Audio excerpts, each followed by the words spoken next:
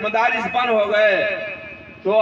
اللہ تبارک و تعالیٰ کے نظام چلے گا، کسی اور کا نظام نہیں چلے گا۔ مسجدوں سے جب کہتے ہیں نماز پڑھنی بند ہو گئی، تراویح بند ہو گئے،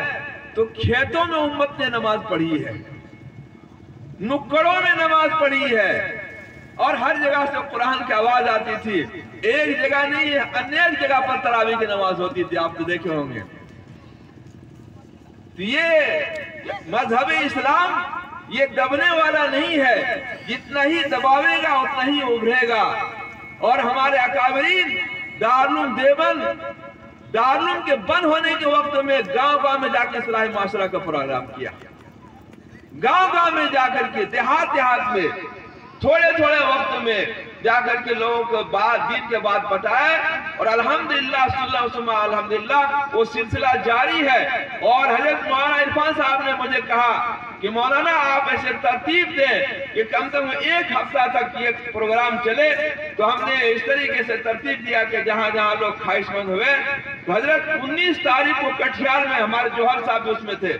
کٹھیار سے تشریف لائے۔ 21 تاریخ کو ہمارے اصلاح المسلمین سرکار ڈی میں پروگرام تھا، 22 تاریخ کو رانچی میں ہوا، 23 تاریخ کو گریڈی کے علاقہ ٹھاکر جگ میں ہوا، پھر 24-25 کو ہمارے دھنباد میں ہوا،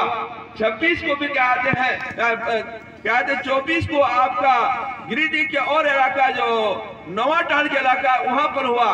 پھر 25-26 کو آپ کا کہتے ہیں دھنباد میں، 27 کو آپ کیا ہے، کل پھر آپ کو 28 کو دھنباد شہر میں پروگرام ہے۔ اس طریقے سے میرے بزرگوں دوستوں حضرت کا دورہ کرایا گیا، اور لوگوں سے اصلاح معاشرہ کے عنوان پر جمعیت کے بینر تلے یہ پیغام پہنچایا گیا۔ ہم نے جو سورت پڑھی اس کا مختصر ترجمہ کروں گا، آپ کا وقت ضائع نہیں کروں گا، اور حضرت کو تشریف بلا کر کے ان کی مواعظ حسنہ سے آپ حضرات کو مستفیض کرواؤں گا۔ میں ایک بات بار بار کہتا ہوں، دارالعلوم دیوبند کوئی اینٹ پتھر اور کوئی مکان کا نام نہیں ہے، دارالعلوم دیوبند ان علماء کا نام ہے جو آپ کے سامنے بیٹھے ہوئے ہیں۔ دارالعلوم دیوبند ایک تحریک کا نام ہے، دارالعلوم دیوبند ایک تحریک کا نام ہے کہ علی منہاج النبوہ جناب محمد عربی صلی اللہ علیہ وسلم نے جو امانت صحابہ کو سونپا تھا، اس امانت کو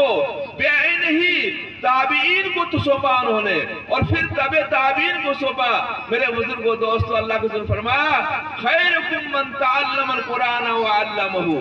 سب سے کہتے خیر القرون قرنی ثم الذین یلونہم ثم الذین یلونہم، کہ سب سے بہتر زمانہ میرا زمانہ، اس کے بعد صحابہ کا زمانہ، اس کو تابعین کے زمانہ۔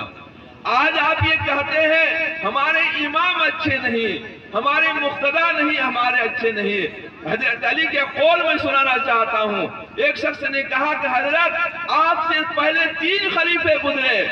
خلیفہ اول سیدنا ابوبکر صدیق رضی اللہ تعالیٰ عنہ، علماء کرام ذرا سنیں گے، پہلے خلیفہ سیدنا ابوبکر صدیق رضی اللہ تعالیٰ عنہ، خلیفہ دوم سیدنا حضرت عمر فاروق رضی اللہ تعالیٰ عنہ، خلیفہ سوم سیدنا حضرت عثمان غنی رضی اللہ تعالیٰ عنہ۔ یہ 3 خلیفے کے زمانے میں کوئی اختلاف نہیں ہوا۔ جب سے آپ خلیفہ بنے ہیں اختلاف ہی اختلاف، تنازع ہی تنازع، جھگڑا ہی جھگڑا ہو رہا ہے۔ حضرت نے جواب دیا وہ تینوں ہم جیسے شریفوں پر حکومت کیا تھا، میں تم جیسے رذیلوں پر حکومت کر رہا ہوں۔ وہ تینوں حضرات ہم جیسے شریفوں پر حکومت کیا تھا، ہم اپنے بڑوں کو بات کو مان کر چلتے تھے، ہم اپنے امیر کے اطاعت کرتے تھے، اور میں تم جیسے رذیلوں پر حکومت کر رہا ہوں۔ بھائی میرے، آپ کے حالات یہ ہے جسے ہمارے مکھیا جی نے فرمایا کہ باپ کو مارنے والا شخص امام متقی تلاش کرے گا اور اپنے کو ولی سمجھے گا، ماں باپ کو نافرمانی کرنے والا انسان کہے گا کہ ہمارے محلے میں کوئی ولی آ جائے اور کہتے نبی جیسے صفت والا، صحابہ جیسے صفت آدمی آ جائے۔ جب صحابہ اچھے تھے تو ان کو امام اللہ نے نبی دیا،